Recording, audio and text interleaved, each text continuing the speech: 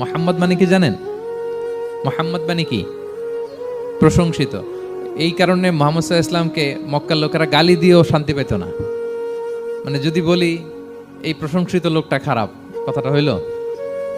প্রথমে আগে বলা লাগে কি? প্রশংসিত। মোহাম্মদ মানে কি? তো এজন্য মক্কার লোকেরা রাসূল সাল্লাল্লাহু আলাইহি ইসলামকে মোহাম্মদ না বলে ডাকতো মুদাম্মাম, মানে নিন্দিত। তো মুদাম্মাম তো রাসূলের নাম না। রাসূল সাল্লাল্লাহু আলাইহি ইসলামের নাম কি? মোহাম্মদ, প্রশংসিত। এজন্য গালি দিয়েও তারা মজা করতে পারতো না, সুবিধা করতে পারতো না। গালি দিলেও আগে প্রশংসা করে নেওয়া লাগতো। প্রথমে বলতো মোহাম্মদ পাগল, এরকম বলতো নাউযুবিল্লাহ। তার মানে প্রশংসিত লোকটা পাগল হইলো, এটা গালি হয়েছে? ঘুরে ফিরে তো প্রশংসাই হয়ে গেল। তো আল্লাহর হাবিব সাল্লাল্লাহু আলাইহি ওয়াসাল্লাম লিওয়াউল হামদ, প্রশংসার ফ্ল্যাগ নিয়ে বিশাল উম্মতকে নিয়ে জান্নাতে অভিমুখে যাবেন এবং জান্নাতের দরজায় হি উইল বি দা প্রথম নক করবেন, প্রথম নক করবেন উনি।